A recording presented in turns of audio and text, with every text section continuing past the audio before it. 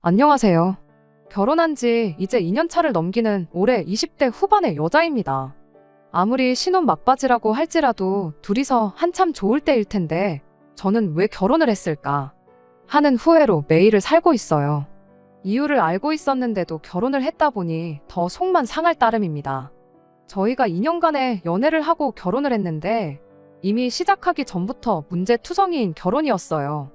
시작하기 전부터 그랬던 만큼 저에게는 이 결혼을 물을 수 있는 기회가 있던 거였는데 그 기회를 제 손으로 날려버리고 이렇게 후회를 하고 있으니 시간을 돌릴 수 있다면 그때로 돌아가서 제 머리채를 잡아뜯는 한이 있더라도 결혼을 못하게 막았을 텐데 그렇게 못하는 걸 알고 있으니 기분만 울적합니다. 저희 두 사람 다 직장생활 하고 있는 평범한 회사원이고요. 맞벌이 부부입니다. 지금은 그래도 2년이 지난 만큼 월급이 조금 더 오르긴 했는데 결혼 전에는 남편이 이것저것 다 떼고 달에 410만 원 정도 벌었어요. 저는 290만 원 정도를 벌었고요.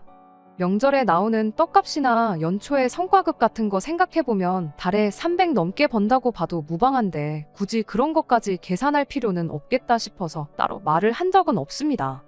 그냥 서로가 매달 그 정도는 벌고 있구나 하고 알고 있었죠. 결혼하기 전에 각자가 모아놓은 돈도 조금 차이가 있었어요. 제가 모아놓은 돈이 4,500만 원이었고 남편이 모아놓은 돈이 1억 5천 정도 되었습니다. 남편이 저보다 1억을 더 가져온 셈이나 마찬가지였죠. 하지만 저는 제가 기우는 결혼을 했다 생각하지는 않아요. 남편이 저보다 벌이도 많고 모아놓은 돈도 많지만 남편과 제 나이 차가 7살로 꽤나 차이가 많이 나는 편이거든요. 저희가 결혼했을 때 제 나이가 27살이었고 남편이 34살이었습니다. 나이 차가 나는 만큼 직장 생활을 한 기간부터 차이가 났으니 당연히 제 연봉이 더 낮을 수밖에 없었고 모아놓은 돈도 차이가 날 수밖에 없었지요. 그리고 굳이 따지자면 양가 형편부터도 차이가 있었어요. 시댁보다 저희 친정집이 경제적으로 훨씬 넉넉한 편이었거든요. 저희 부모님 앞으로 가지고 계신 상가 건물이랑 여기저기서 들어오는 월세 수입이 많아서 저희 집이 상대적으로 시댁보다 여유로운 형편이었어요. 시댁이 찢어지게 가난한 형편은 아니지만 노후 준비가 완벽하게 되어 있는 상황이 아니란 것 정도는 남편한테 결혼 전부터 들어서 알고 있었습니다. 아무튼 제가 모아놓은 돈이 적은 만큼 친정 부모님이 반반 결혼을 할 수 있게 돈을 지원해 주시겠다고 하셨다 보니 당장 경력차로 인한 월급 차이라든지 모아놓은 돈이 부족하다든지 하는 부분에 대해서는 남편에 비해서 제가 모자라는 거 하나도 없다고 생각했습니다. 그러다 양가 상견례가 있던 날의 일이었어요. 난데없이 시어머니가 먼저 저희들을 위해 신혼집을 해주려고 벌써 다 알아놓았다고 계약까지 해놓은 상황이라는 사실을 말해왔습니다. 신혼집은 제가 물어본 적도 바란 적도 없었던 집입니다. 친정 부모님도 예상도 못한 상황에 많이 당황스러워하셨죠. 말씀드렸다시피 제가 남편에 비해 모자랐던 만큼을 친정집에서 지원해 주셔서 반반 결혼을 시키려고 하셨던 상황이었거든요. 그런데 대뜸 집을 반반씩 하자는 것도 아니고 벌써 계약까지 하고 왔다는 사실을 전해왔으니 상견례 하면서 양가에서 상의하는 게 아니고 갑자기 통보하듯 이야기해온 게 당혹스러울 뿐이었습니다. 그렇다고 저희 부모님 입장에서는 그 성의를 거절하기도 참 애매한 상황이었어요.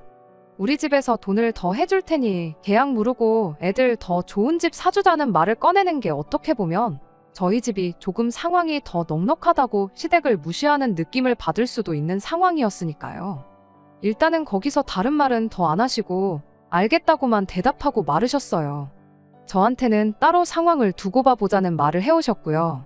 이미 상견례 하기 전에 남편 입에서 시댁 상황이 넉넉한 편은 아니라는 사실을 들었기 때문에 상견례 끝나고 나서 남편한테 시부모님이 갑자기 돈이 어디서 나서 집을 해주신다고 하는 거냐, 어떻게 벌써 계약까지 했다고 하시는 거냐 물어봤지요.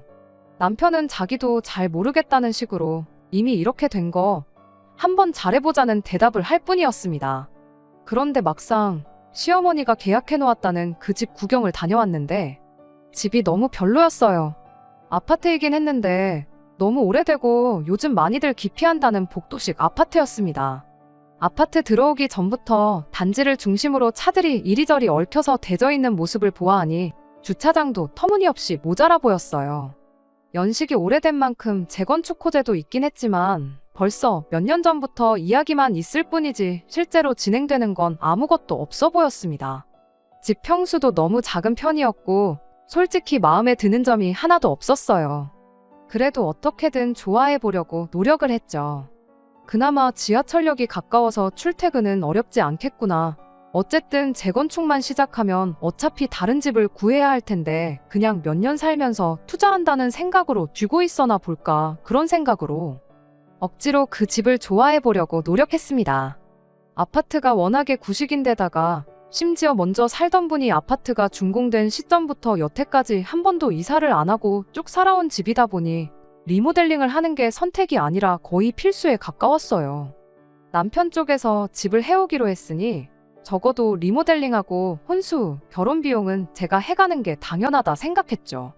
이래저래 계산기 두들겨가면서 견적을 내봤는데 제가 모아놓은 돈이 4,500분이었다 보니 혼수랑 결혼 비용을 생각하면 리모델링 비용이 조금 모자란 상황이었습니다.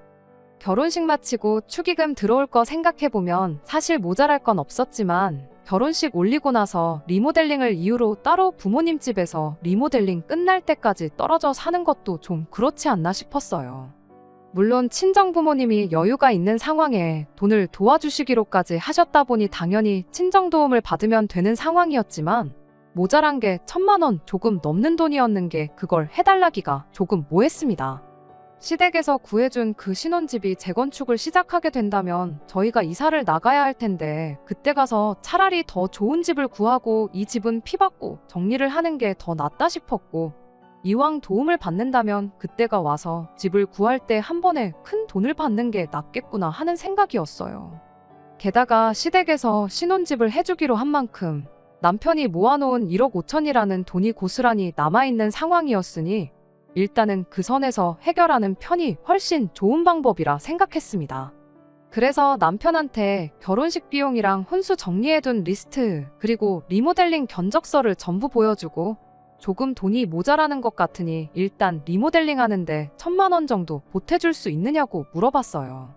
그런데 남편이 자기는 돈이 하나도 없으니 도움받을 거면 친정 부모님한테 부탁해보는 게 어떻겠냐는 대답을 하더라고요. 그때까지만 해도 자기 집에서 신혼집을 해주는데 거기서 또 자기 돈으로 리모델링까지 하려고 하느냐고 남편이 제게 직접적으로 따지기가 뭐하니 그냥 얼버무리는 식으로 돌려 말하는 건 줄로만 알았어요. 그래서 그런 게 아니고 결혼식 날 축의금 들어오면 신부 측으로 들어온 축의금은 부모님 안 드리고 내가 가져오기로 했다고, 그러니까 결과적으로 따지고 보면 내 돈으로 하는 거나 마찬가지다 하고 설명을 해줬죠. 그리고 애초에 친정집에서 반반 결혼 맞춰준다고도 했는데 그 돈은 아껴뒀다가 우리 이사 나갈 때나 해주시라고 이미 말씀드렸고 그렇게 하기로 되어 있는 상태라고, 내 돈, 우리 집 돈 한 푼이라도 더 아껴서 결혼하려는 게 아니니까 그런 부분은 걱정할 필요 없다고 한마디 해줬어요. 그런데 남편이 돈을 해주기 싫어서 그러는 게 아니라 진짜로 돈이 없어서 그러는 거라는 소리를 하는 거 아니겠어요? 1억 5천 모아놓은 돈은 어쩌고 돈이 한 푼도 없다는 소리를 하고 있느냐 물었더니 남편이 그 돈은 아직 통장에 그대로 남아있기는 하지만 신혼집 잔금 치르는데 들어갈 예정이니 거기서 돈을 더 빼서 쓸 수 없는 상황이라고 설명을 하는 거 아니겠나요? 그러니까 제가 그날까지 시댁에서 해준다고 했던 그 집이 사실 알고 보니 남편이 모아놓은 돈까지 전부 합쳐서 해오는 집이라는 걸 알게 되었습니다. 결과적으로는 뭐 당장 내 수중에 4,500이 전부인 와중에 시댁에서 집을 해온다는 사실은 변하는 게 없으니 그냥 그렇구나 했어요. 그럼 모자란 돈은 하는 수 없이 부모님께 부탁해봐야겠구나 싶었는데 남편이 대뜸 친정에서 돈을 지원해줄 생각이 있으셨다면 혹시 자기가 친정 부모님께 돈을 좀 빌릴 수 있겠느냐고 물어보는 거 아니겠어요? 그거야 뭐 그냥 주시기로 했던 돈인데 못 해주실 게 뭐가 있겠냐 싶었는데 갑자기 돈을 빌린다니 그건 또 무슨 소린가 싶어서 그건 왜 물어보느냐고 물었죠. 그랬더니 글쎄 집 사는데 사실 돈이 많이 부족한 상황이라고, 그래서 자기가 대출을 알아보고 있다는 상황이라 하더군요. 그런데 대출이자가 조금 부담스러운 와중에 저희 친정 부모님한테 돈을 빌리면 적어도 이자는 은행보다 싸게 들지 않겠냐며 그렇게 하면 여러모로 우리한테 이득이 아니겠냐고 하는 거예요. 단순하게 계산기만 두들겨 보면 그게 맞는 소리긴 한데 그걸 떠나서 이게 지금 이야기가 어떻게 돌아가고 있는지 무슨 상황인지 싶었어요. 시어머니가 집을 해준다고 하지 않았냐, 계약까지 다 해놓았다고 하지 않았냐. 그런데 지금 상황을 보아하니 시어머니가 집을 해주는 게 아니고 오빠 돈에 대출까지 받아야 할 만큼 돈이 모자란 상황인 것 같은데 내 말이 맞냐 틀리냐 물었죠. 남편이 우물거리면서 어찌저찌 설명을 해줬는데 한마디로 정리해보면 집을 해준다는 게 사실 남편 돈 1억 5천에 대출을 추가적으로 2억을 더 받고 거기에 시어머니가 5천만 원을 보태서 그렇게 집값을 마련할 계획이었던 거예요. 거기까지는 어찌저찌 그냥 못 본 척 못 들은 척 그냥 넘기려면 넘길 수 있었어요. 그래도 친정에 돈을 빌리는 건 조금 아니다 싶었죠. 그도 그럴 게 사돈지간에 어떻게 돈을 빌리고 차용증을 쓰고 그러겠냐고. 가족끼리도 돈 빌리는 거 조심해야 하는 상황에 집안끼리 돈이 오가는 건 조금 아니지 않냐고 한마디 했죠. 그랬더니 거기서 남편이 한다는 소리가 차용증을 우리 엄마가 왜 쓰냐며 돈은 우리가 빌리는 거고 갚는 것도 우리가 갚을 텐데 부모 자식 간에 차용증이 왜 필요한지 이해가 안 간다는 소리를 하더라고요. 돈을 우리가 갚는다는 말까지 들으니 저도 더 이상 참을 이유가 없다고 생각했어요. 따지고 보면 시어머니가 집을 해주는 게 아니고 저희 결혼하는데 5천만 원 보태주는 게 전부인 상황이잖아요. 그래서 남편한테 그럼 어머님이 집을 해주시는 게 아니지 않느냐고 물었죠. 어차피 돈까지 빌려서 들어가야 할 집이면 친정 부모님한테 지원받아서 반반 결혼 맞추고 그리고 나서 집도 더 좋은 집 구해 들어가는 게 맞지 않냐고 했더니 남편이 어차피 이자 드릴 거 생각해보면 장인 장모님, 그러니까 저희 친정 부모님이 앉은 자리에서 돈을 버는 거나 마찬가지인데 싫을 게 뭐가 있냐는 소리를 하는 겁니다. 말인즉슨 양가에서 돈을 받아 결혼하는 거니 반반 결혼하는 거랑 다를 게 없다는 소리고 오히려 친정 부모님이 이자로 우리한테 얼마씩 더 받을 거 생각하면 저희 친정 부모님한테도 이득이지 않냐는 소리였지요. 우리가 이자 드려봐야 얼마나 드린다고 그걸 앉은 자리에서 돈을 번다고 표현을 하느냐고 했죠. 그 돈 없어도 친정 부모님 먹고 사는데 아무 지장 없으시고 나도 굳이 반반 결혼할 수 있는 상황에 꼴랑 4,500 들고 결혼해서 괜히 기우는 결혼하는 느낌 받고 싶지 않다고 했어요. 그러다 문득 생각난 게 하나 있어서 남편한테 그럼 이렇게 결혼하면 진명이는 어떻게 되는 건지도 물어봤죠. 아니나 다를까 남편이 진명이는 자기 이름으로 하기로 했다는 사실까지 말해왔어요. 그 소리까지 들으니 이젠 더더욱이 시댁에서 저희 집이랑 상의 한마디도 없이 계약해놓은 이 집에 신혼살림을 차리고 싶은 마음이 싹 달아났습니다.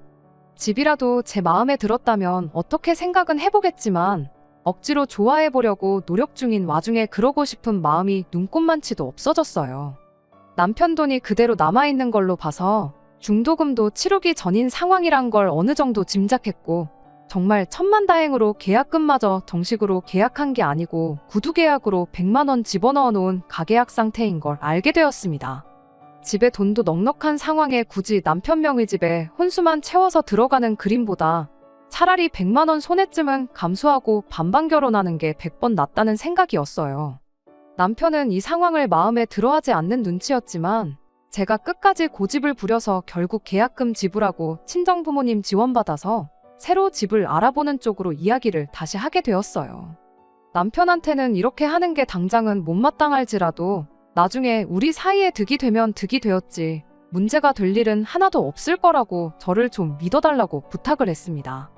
그런데 제 예상이 엇나가고 말았어요. 반반 결혼하기로 하자마자 바로 문제가 생겨버렸던 거죠.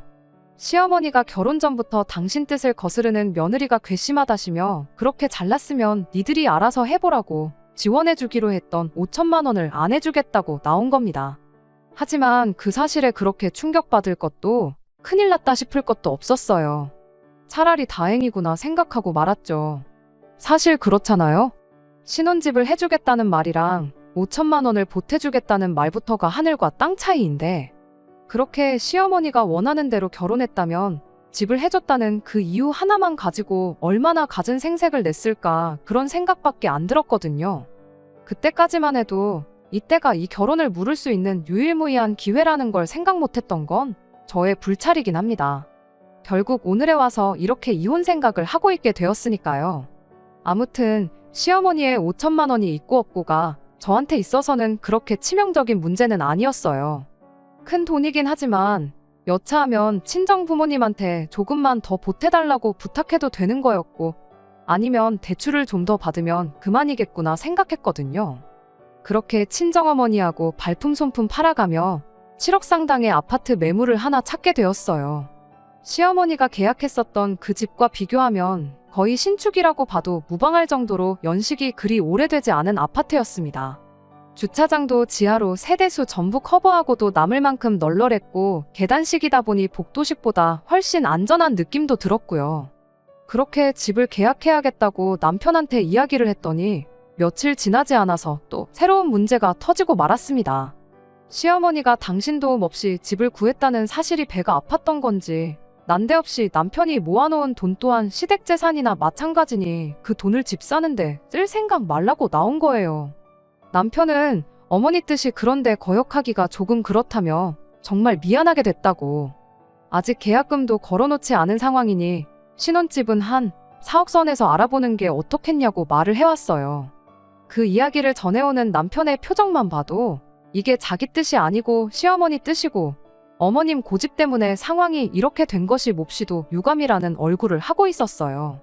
그래도 남편이 미안한 마음은 갖고 있구나 생각했고, 이것 또한 차라리 잘된 일이라고 생각했습니다.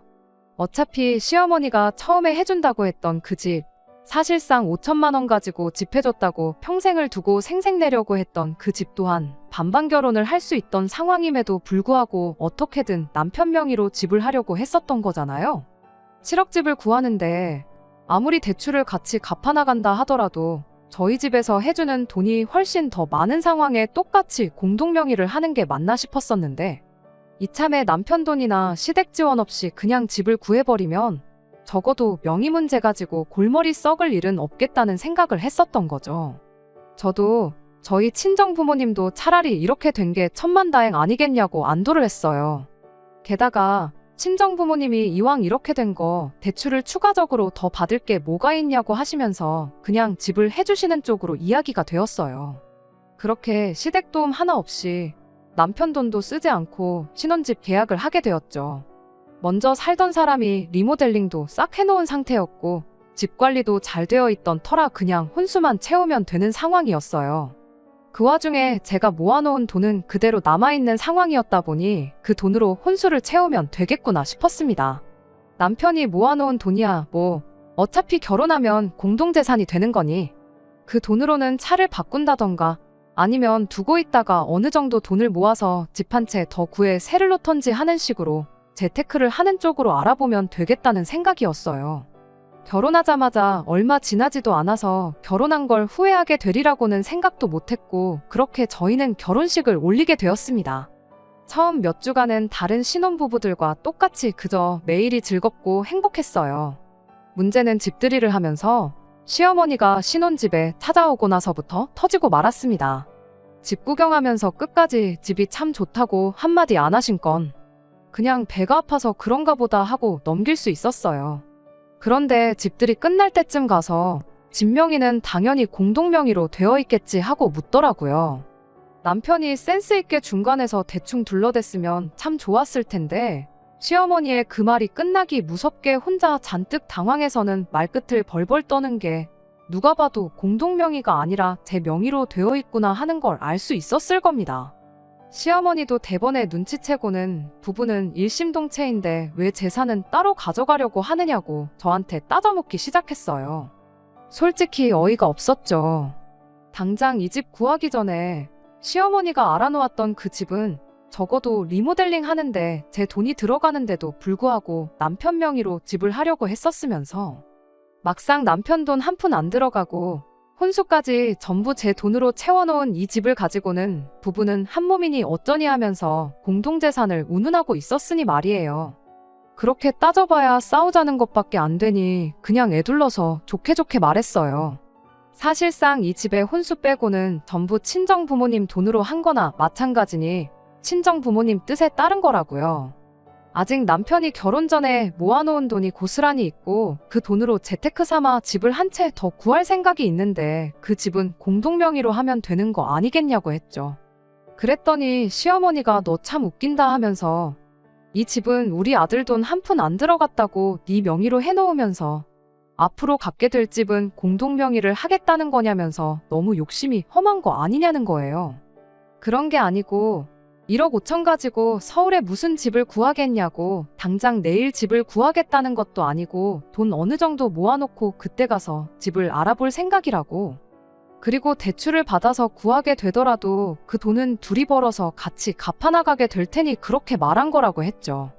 당장 집을 한 채 더 사겠다는 게 아니니 그때 가서 다시 자세하게 이야기를 해도 되는 부분 아니냐고 계속 좋게 설명을 하는데 시어머니는 끝까지 친정에서 해준 신혼집을 두고 공동명의를 안 해놓은 게 이기적인 결정이라는 식으로 어깃장을 부리기 시작했어요. 그때는 그래도 남편이 타이밍 좋게 나서서 먼저 우리가 해오기로 했던 집은 내 명의로 하기로 하지 않았었냐고 시어머니한테 한마디 해주면서 어찌어찌 이야기를 대충 마무리 지을 수 있었습니다. 앞으로도 시어머니하고 좋은 꼴은 못 보겠다 싶은 와중에 그래도 남편이 이런 식으로 중간 역할만 잘해주면 못할 것도 없겠다 싶었는데 하루는 남편이 시어머니가 공동명의를 안 한 건 돈 관리를 따로 하자고 하는 소리나 마찬가지인 거라는 말을 했다며 앞으로 자기 월급 관리는 시어머니가 하게 될 거라는 이야기를 꺼내왔습니다. 당연한 소리겠지만 남편이 그 이야기를 해오자마자 제가 남편한테 그게 무슨 미친 소리냐고 바로 되물었죠. 그랬더니 남편이 시어머니가 결혼까지 했으면 당연히 집도 공동명의로 해야지. 그렇게 안 할 거면 룸메이트랑 다를 게 뭐가 있냐고 했다더군요. 룸메이트끼리 같이 돈 관리하는 거 봤냐고 당연히 돈 관리도 따로 해야 한다고 했다는 겁니다. 그럼 따로 하면 되지. 시어머니가 오빠 돈을 관리해주는 건 또 뭐냐고 따졌더니 자기 성격이 너무 유순한 걸 시어머니가 알고 있다 보니 말만 그렇게 하고 정작 월급날 되면 찍소리도 못하고 제가 하자는 대로 따를 것 같아서 마음이 안 놓이신답니다. 벌이도 남편이 훨씬 더 좋은데 공동 명의도 아닌 집 가지고 생색내면서 내 아들 돈을 자기 돈 쓰듯이 좌지우지하는 꼴은 죽어도 볼 수 없다시며 그렇게 돈 관리는 시어머니가 직접 하겠다고 나선 거예요. 말도 안 된다고 어이없어 하는 와중에 남편은 시어머니가 저러시다 말 거다.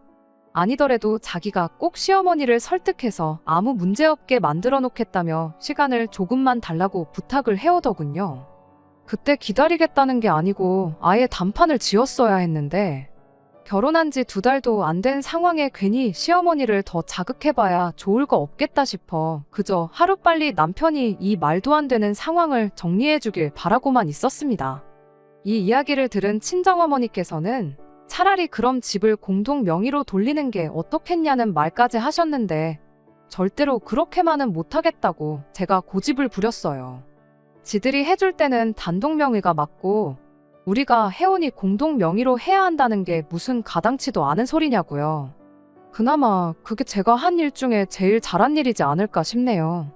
아무튼 그렇게 또 한 달이 지나게 되었는데 당연한 이야기겠지만 남편한테서 그 어떤 좋은 소식도 들을 수 없었습니다. 이 상황을 해결하기에 한 달이란 시간이 너무 짧을 수도 있었겠지만 시어머니는 그 한 달 사이에 또 새로운 불랑거리를 하나 만들어 오셨으니 어떻게 보면 참 대단한 분이다 싶어요. 사이가 안 좋다고 해도 시댁과 일부러 거리를 두고 지낼 필요는 없다고 생각해서 나름 남편 시켜서 안부 연락도 드리고 그러다가 그렇게 시부모님 모시고 같이 외식도 다녀오게 되었어요. 그런데 시어머니가 밥 먹다 말고 남편한테 우리 아들 얼굴이 왜 이렇게 수척해진 거냐면서 저한테 우리 아들 밥은 똑바로 챙겨주고 있는 거냐고 한마디 따져묻더군요. 시어머니와 관계가 좋았다면 당연히 아무 일 없었을 테지만 그런 상황이 아니다 보니 저도 모르게 대답이 날카롭게 나왔습니다. 룸메이트처럼 살기로 했는데 살림도 각자 알아서 해야 하는 거 아니냐고 밥을 굳이 제가 나서서 챙겨줄 이유가 없는 거 아니냐고요. 살림은 나눠서 하기로 했지만 사실상 제가 남편보다 더 많은 집안일을 하고 있었어요. 식사 준비도 그중 하나였죠. 남편이 수척해졌다는 것도 말이 안 되는 소리였습니다. 오히려 저희 결혼식 올릴 때보다 몸무게가 5kg나 더 쪄버린 상황이었거든요. 우리 아들이 수척해졌다는 건 그냥 시어머니가 괜히 꼬투리 잡아서 저한테 한마디 하려고 꺼낸 말일 뿐이었어요. 제가 식사를 챙겨주지만 그런 시어머니 말에 죄송하다고 말하고 싶지 않아서 일부러 저렇게 대답을 했던 거고요. 룸메이트 이야기 꺼낸 건 다른 사람이 아니라 시어머니 본인이었다 보니 그 말에 딱히 아무 대답도 못 하더라고요. 그러다가 하는 말이 생활비 절반씩 내고 있는 거에서 30만 원을 더 줄 테니까 집안일은 너가 전부 담당하는 걸로 하라는 소리를 하는 겁니다. 남편이 저 대신 하는 집안일이라곤 청소랑 분리수거 정도밖에 없었어요. 그런데 고작 제 돈으로 생활비 30만 원 덜 쓰겠다고 맞벌이하는 상황에 그런 것까지 떠맡을 생각은 없었습니다. 그래서 그럴 게 아니고 생활비는 제가 30만 원 더 낼 테니까 남편이 집안일을 전부 하는 건 어떻겠냐고 되물었죠. 어머님이 맨날 한 집에서 같이 지내다가 떨어져 지내서 아드님 얼굴이 가물가물하신가 본데 사실 저 사람 결혼하고 5kg나 쪘다고. 안 그래도 얼마 전에 건강검진 받았는데 거기서도 살 빼란 소리가 나왔는데 생활비도 30만 원 아끼고 집안일하면 고생한 만큼 살도 빠지고 좋은 거 아니겠냐고 이야기했죠. 그래도 나름 시댁하고 잘 지내보려고 냈던 시간이었는데 그 의미가 무색하게 시어머니하고는 그날부로 그 어떤 교류가 없을 만큼 사이가 더 안 좋아지게 되었습니다. 남편은 그 와중에 저한테 짜증을 내면서 어머니랑 이야기 잘 되어가고 있는데 도와주지는 못할 망정 상황을 악화시켰다고 저한테 투정을 부리기 시작했죠. 그렇게 시댁하고는 거리를 두고 지내게 되었어요. 그게 하루 이틀 지나다 보니 어느덧 2년 가까운 시간이 지나고 말았습니다. 처음에는 제가 너무했나 싶다가도 그렇다고 해서 시어머니한테 숙이고 들어가고 싶은 마음은 눈꼽만치도 없었어요. 오히려 시어머니랑 안 보고 지내게 되니 남편하고 사이도 그럭저럭 괜찮아지고 저도 괜히 스트레스 받을 일도 없었고 그거 하나만큼은 참 좋았죠. 여전히 남편 월급을 시어머니가 관리하는 건 마음에 안 드는 상황이었지만 절반씩 내기로 한 생활비 늦지 않게 따박따박 입금해주고 계셨고 시어머니가 다른 사람도 아니고 당신 아들 돈인데 그걸로 딴짓을 하지는 않겠다는 생각도 갖고 있었어요. 그러다 보니 그것마저 익숙해져서 그냥 시어머니랑 왕래 없이 지내는 결혼 생활이 그렇게 나쁘지는 않구나 하던 어느 날이었습니다. 남편이 시어머니를 설득해 경제권을 다시 받아오는 건 어느 순간부터 바라지도 않고 있었어요. 오히려 남편이 시어머니한테 용돈을 타 쓰는 만큼 결혼한 지도 2년이 넘어가는 이 시점에 상당히 큰 돈이 모여있겠구나 하는 생각이었습니다. 그런데 그 와중에 일이 터져버리고 말았어요. 얼마 전 친정부모님을 통해서 괜찮은 부동산 매물을 하나 소개받게 되었습니다. 저희 친정부모님이 그만큼 부를 쌓으신 게 다 부동산 덕분이라고 봐도 무방했어요.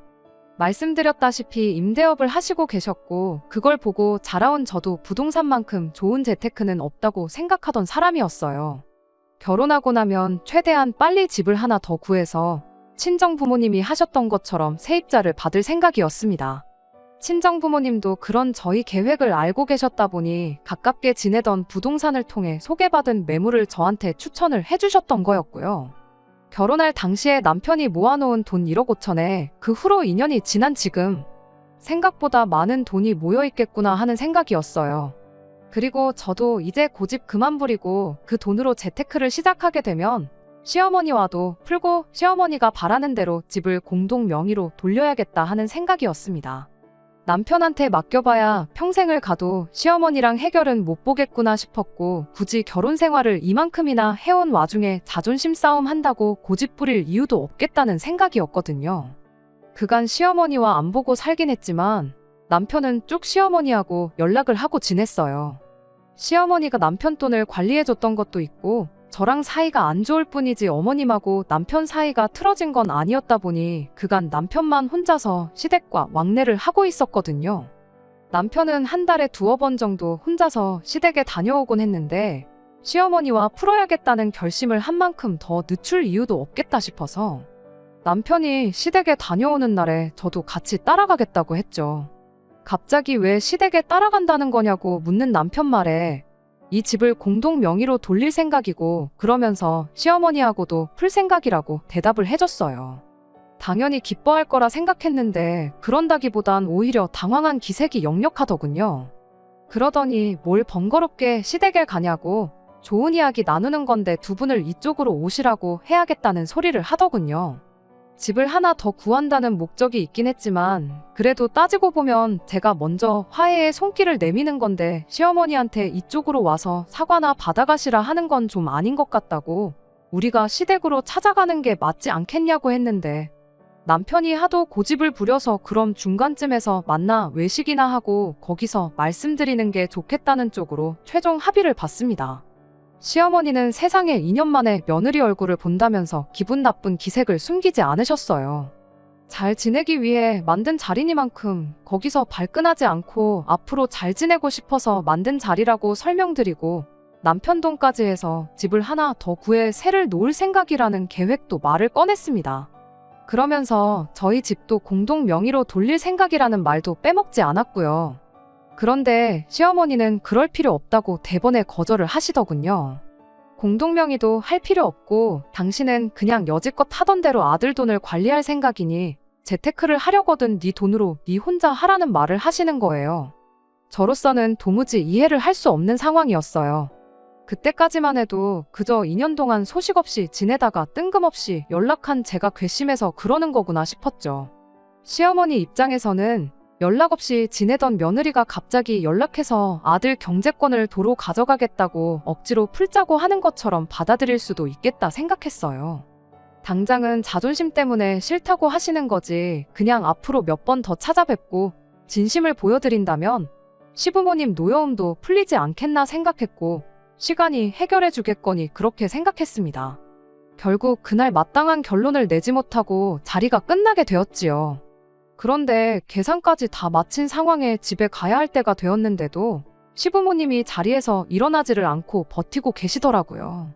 얼마나 우리들 배웅받기가 싫어서 저러시는 건가 싶었지만 어찌 보면 2년을 연락 없이 지낸 만큼 그런 반응은 당연한 거라 생각했어요.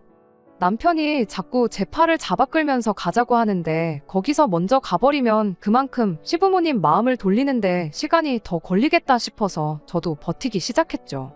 저도 한 고집 하기도 했고 때마침 식당 사장님이 다음 손님 때문에 자리를 비워줄 수 있냐고 부탁을 해오는 바람에 시부모님이 결국 자리에서 일어나게 되었습니다. 그렇게 시부모님을 배웅해드리러 밖에 나왔는데 시부모님이 차를 바꿨더라고요. 원래는 국산 준중형 차를 타고 계셨는데 제가 알기로 1억 정도 하는 외제차로 바뀌어 있었어요. 시부모님은 저희 인사도 안 받고 그 길로 쏜살같이 집으로 돌아가셨고 그때부터 뭔가 안 좋은 촉이 들기 시작했습니다. 남편은 시부모님이 여유가 있으니 차도 바꾸고 하지 않으셨겠냐고 하는데 2천짜리 준중형 차를 2년 만에 1억짜리 외제차로 바꾼다는 게 제 상식선에서는 불가능하다고 생각되거든요.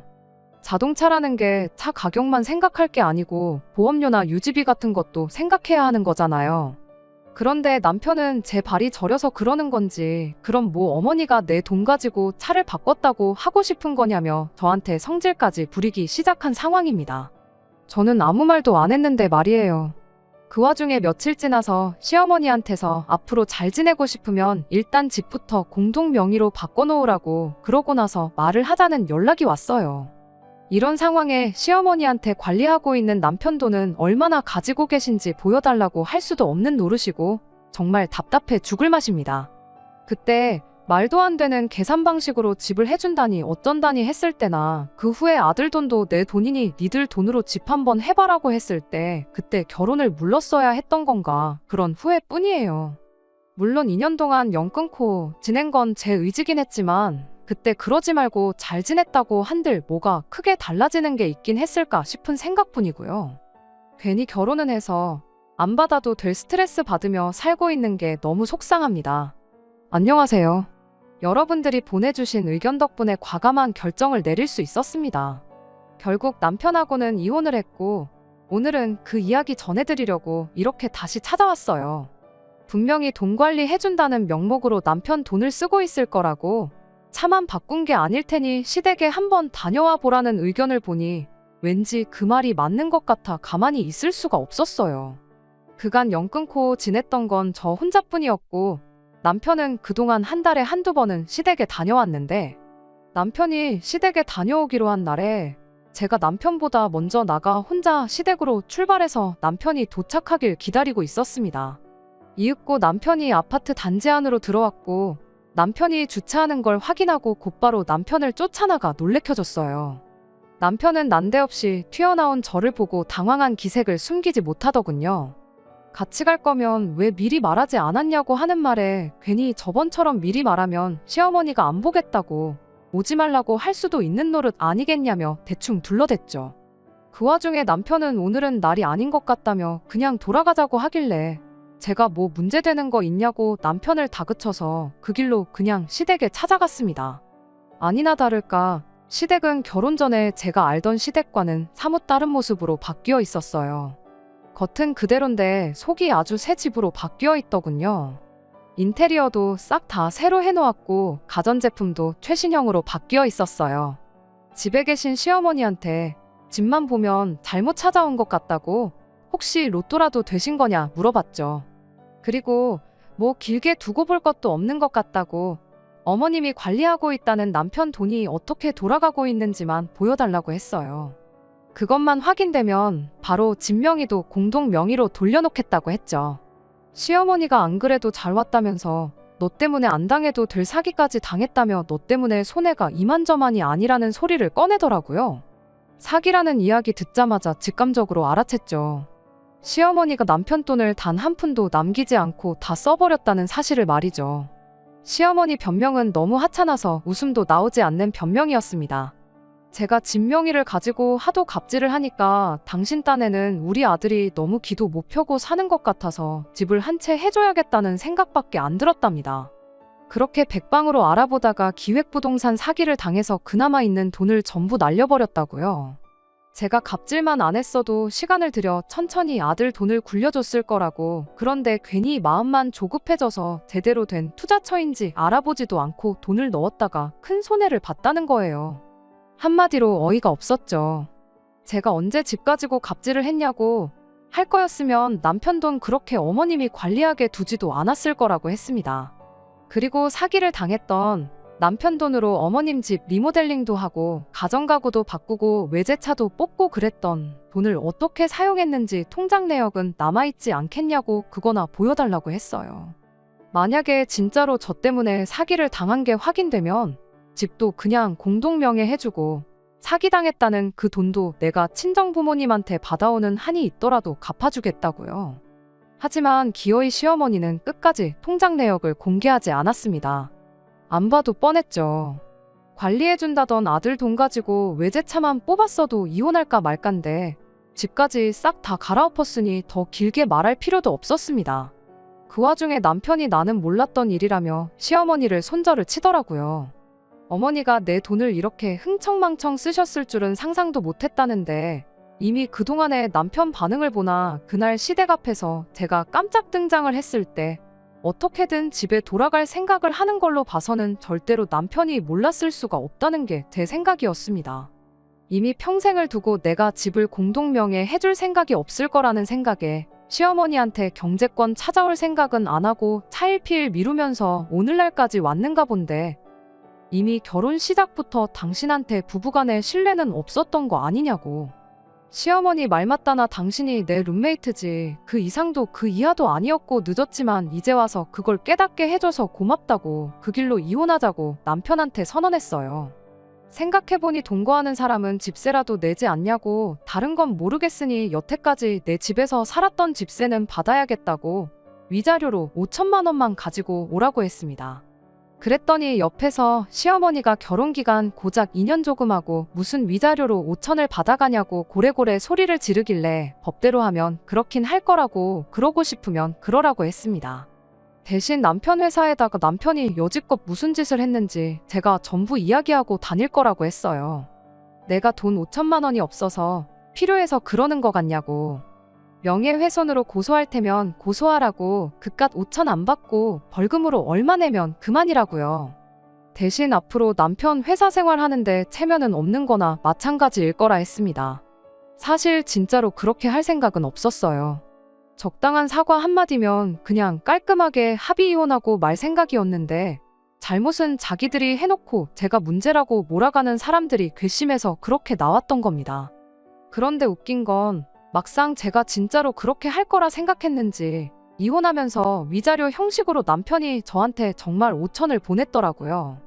당장 시어머니가 모아놓은 돈 한 푼도 남기지 않고 탈탈 써버린 상황에 무슨 돈이 나서 그걸 해줬나 싶었는데 알고 보니 시어머니 앞으로 뽑아준 외제차를 중고차로 정리하고 그 돈으로 해줬던 거더라고요. 이미 고쳐버린 집을 다 부숴놓을 수는 없었지만 적어도 외제차라도 압수해버린 기분이니 그냥 거기서 만족하려고 합니다. 의견 주신 분들께 정말 감사드리고요. 이걸 그냥 넘어갔더라면 아마 화병 때문에 제 명에 못 살았을 거예요. 끝까지 들어주셔서 감사합니다. 오늘의 사연은 여기까지입니다. 구독과 좋아요, 알람 설정 부탁드리고 더 좋은 사연으로 다시 찾아뵙겠습니다. 감사합니다.